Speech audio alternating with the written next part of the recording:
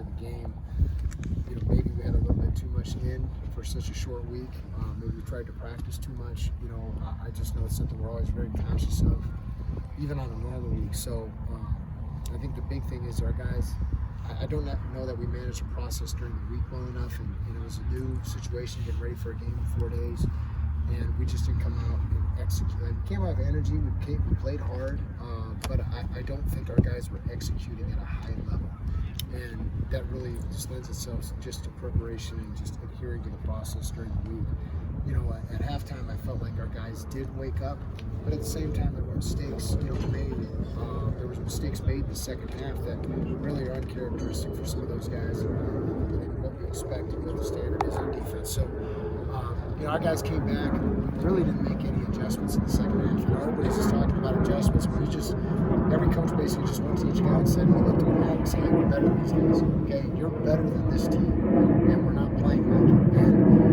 And we had a lot of pride, and especially the guys that, all these guys have been through something, you know what I'm saying? And even the guys that come from other programs, these guys have had to go through a storm to get to this point. And I just reminded them of that and just said, hey, listen, we're not going to let a team that is really inferior to us, we're better than this football team, let us beat ourselves. You know what I'm saying? And it's going to look like they're beating us right now. So say, hey, it's 0-0. Let's play like it's a 0-0 game. And minus one big play in the second half, I was really, really proud of our guys. Sounds like a culture win, the way the culture that you've established here enabled your team to do exactly what you said in the second. It really is. We told our guys, I literally told them the pregame walkthrough at the hotel. I said, you guys are going to go through adversity. Okay, you guys will go through adversity for the first time. Just what are you going to do? What are you going to do? Like, you're going to look at us coaches and be like, hey, we're going to get it fixed. Like, we're not going to flinch. You don't flinch. And I think our guys, we didn't get it together even in the second quarter.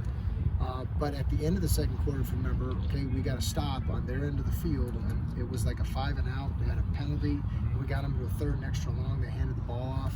And so we went literally 7 of our next 8 possessions. We held them to 1 score. So in 3 of the first 5, they had 13 possessions in the game. They had 3 touchdowns. So that's really the standard, and it's really about executing. Okay, there's no perfect game, and you remind your guys, like, listen, it's not about perfection, it's about progress, and let's learn from that. Let's move on. Now you have 2 extra days, but preparing for one of the most explosive offenses in the country. What's your take on Texas Tech offensively? What will be keys for you? Yeah, this is really well coached. They do a great job of self-scouting themselves. So we've done a deep dive into what they've done in the past versus teams that are similar to our defenses. I know several guys on their staff as well, so we're just trying to anticipate what we think they're going to do, and they're good up front. They're really good at the tight end position in terms of they complement each other. They got a huge blocking tight end. They got Jamie who's there, and they got a number 9 who kind of is a combination of both of those guys, and then they have explosive receivers. They have big outside receivers. They got a great slot receiver, the kid that transferred from Washington State. They're running back. Their running back, sets the tone for them, and their ability to run the football and keep them on schedule and you off schedule in terms of your play calling is really the key, and that's what really helps this quarterback really click. Mm-hmm. With that running back, he's so effective in the run game and opening up play action, but how much does he change the game plan when he's that good as a pass protector as well? You don't really change it because of him. You just know that he's just so effective, and he's like trying to run through a block of granite. So you work those moves during the week, and when you're able to get the protection and get him on it, get him one-on-one with somebody, you just got to work a guy who's really savvy in protection. So hopefully you get him, off his spot in protection, get him thinking, because if you do, then hopefully speed, can be the X factor. Coach, you talked a lot about Texas Tech's offense with their quarterback Barron Morton, 5th most passing yards in the country so far. How do you kind of prepare to face a guy like that when he has time to really do damage? Well, we really don't change. You look at the quarterbacks that we've seen some pretty good quarterbacks, at least in my time since I've been here at Arizona State. So, our mentality is to stop the run, challenge all routes, keep the ball in front of us, and get people off the field on 3rd down. Our pressure is real and imaginary, okay? So we're trying to make that quarterback think. We're trying to make him think that we're bringing pressure, and then we don't. Then we're not bringing pressure and we do, and then we look like we're not bringing pressure and we do, and we look like we're bringing pressure and we don't. We're going to try to get him to guess, and hopefully we can get him off his spot and eliminate the quick throws so he can catch the ball and hold it for a minute so we can get to him and make him feel us. Brian, several of your players I talked to this week defensively were just praising Shamari in the game he had, and Clayton Smith was saying how having a secondary like yours enables the pass rush to be even better. And your thoughts on that? Well, I mean, it just really kind of fits just with our philosophy. We work pass rush a lot.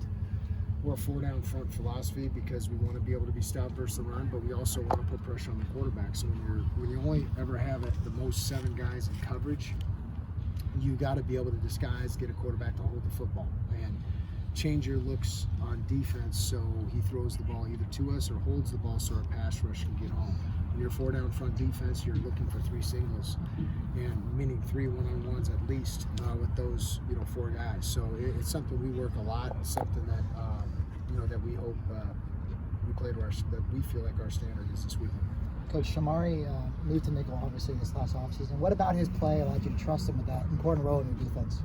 Yeah, I mean he's a pro. I mean he really is. He manages the process during the week. He loves ball. If I put him at any position in our secondary, he'd be able to function well, execute every defensive call. And it really comes down to his preparation and his mindset. I mean, he doesn't have a mindset of he believes that he's entitled to it. I mean, he earns it every single day, and that's why that guy's going to play a long time at the next level. And how much more does it when he makes plays like that? I mean, he blows up, obviously playing Byfield against Texas State, the one against Mississippi State. But I mean, yeah, it fires up the defense. But having him get that cut off for short passes, what does that mean for the defense? I mean, just having a physical nickel like that, that can cover, that's hard to block, and that he's really not. It doesn't matter who you are; he's going to try to run through your face, and he's just, he doesn't say boo. I mean, he doesn't really say a whole lot, doesn't talk a whole lot. He just, like I said, it's just a testament to his mentality and really just, his path to getting here. I mean, he plays like his path. He is just full of grit, full of toughness, and he just loves being out there and playing football. How's Kyan McDonald doing, and do you think he's ready to press into action there? 100%, yeah. Kyan's a highly recruited kid, out of Seattle, Washington, and high football IQ, and same kind of mentality. Doesn't say a whole lot. He just comes to work and he gets better every day. He asks the right questions, and yeah, I mean, you're not going to recruit a guy that has a higher football IQ than him. Coach. Thank you. Thanks, Coach.